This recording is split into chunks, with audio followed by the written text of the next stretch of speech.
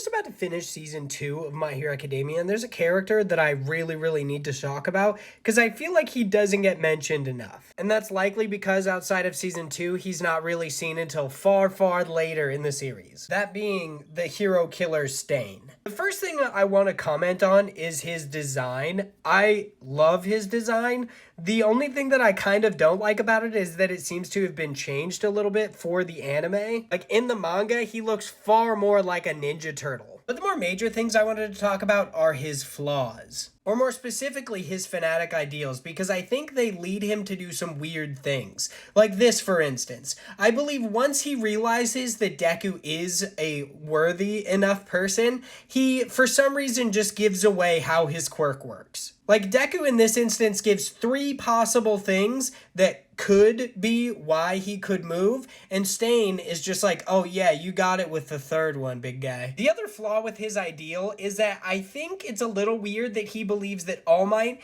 is the only one that is worthy enough to kill him, or at least that All Might is the only one that is a true hero in his eyes. A lot of what he spouts off is that essentially heroes are just in it for the money and for the fame, but he never really brings up the fact that All Might ain't exactly poor, and he's more than famous. If anything, it kind of just seems like All Might has a better PR team. Not saying that All Might isn't out there being a true hero. He absolutely was, but there are other people out there doing the exact same thing. Best Jeanist, just to name one. And even possibly Tensei in Genium, who he paralyzes. Sure, there are people who seem to just be in it for the fame and for the money, like there are times when Mount Lady does, but even then, she puts her life on the line to fight against Gigantomachia, so you can't even necessarily say she's not a true hero. Of course, there are those like Yorumusha and Death Arms who retire, leaving literal children to fight a war for them. So Stain was kind of right there, to be honest. But this is all just to say that I think his ideology is flawed, but I think that makes him a more believable character